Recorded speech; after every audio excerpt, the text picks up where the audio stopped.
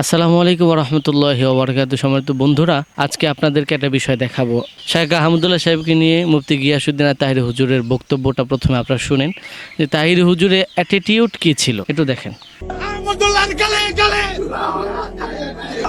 আহমদুল্লাহরা সত্য জান্য গোপন করে মুখের কথা চলবে না, একটা দলিল দিতে হবে।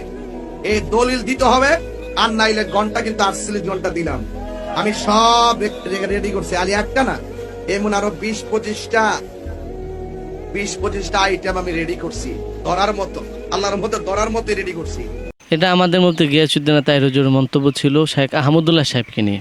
এখন আমরা দেখব যে শাইখ আহমদুল্লাহ সাহেব আসলে কোন মাইন্ডের, তিনিও কিরকম উগ্র মাইন্ডের কিনা, একটু আমরা তার বক্তব্যটা শুনবো।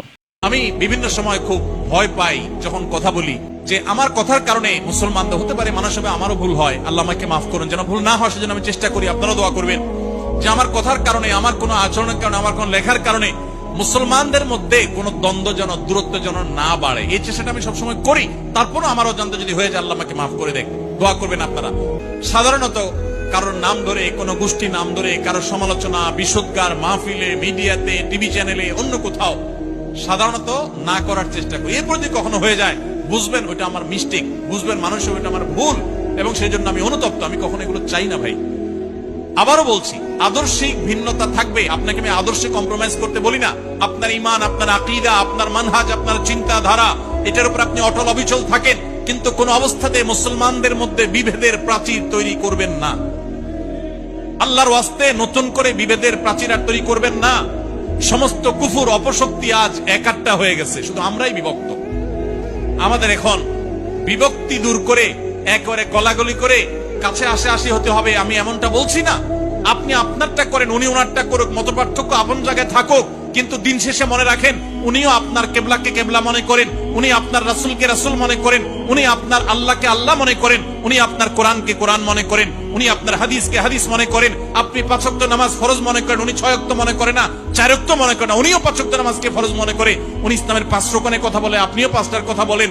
মৌলিক সব বিষয় আপনার সাথে তার মিল আছে, কিছু বিষয়ে যে অমিল আছে, পার্থক্যের জায়গা আছে, আপনি সুন্দরভাবে, যৌক্তিকভাবে, প্রমাণ দিয়ে, দলিল দিয়ে, যুক্তি দিয়ে, আপনার কথা দিয়ে, অনুপম আদর্শ দিয়ে, আপনার হিকমা দিয়ে, আপনার প্রজ্ঞা দিয়ে, আপনার জ্ঞান দিয়ে আপনি আপনার ভাইকে, যিনি ভুল পথে আছেন বলে আপনার মনে হয়, আপনি তাকে বুঝাবার চেষ্টা করেন।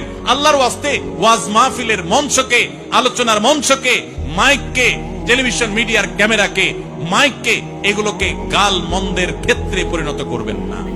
সম্মানিত বন্ধুরা, দেখলেন যে দুজনেরই আলোচনা ভদ্রতার দিকে যদি লক্ষ্য করি, বা যদি আমি মনে করি যে আসলে যে শাইখ আহমদুল্লাহর কথাগুলো, এগুলোকে আপনি ফালাই দিতে পারবেন কিনা।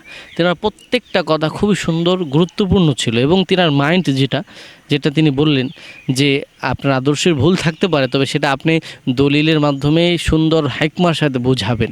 আপনি যদি উগ্রতা করেন, নিজেদের মধ্যে দলাদলি সৃষ্টি হবে।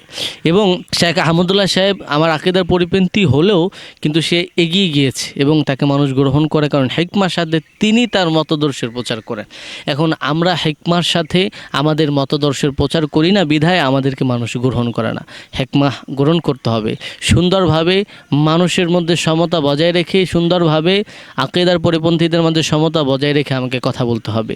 এই যে আমাদের মুফতি গিয়াসউদ্দিন তাহিরি হুজুর, তিনি যে শাইখ আহমদুল্লাহ সাহেবের এই বিষয়টা নিয়ে এত পরিমাণ এত কিছু করলেন, এত রকমের মন্তব্য করলেন, এটার ফলাফল কি হলো, ফলাফল এসে কী দাঁড়ালো?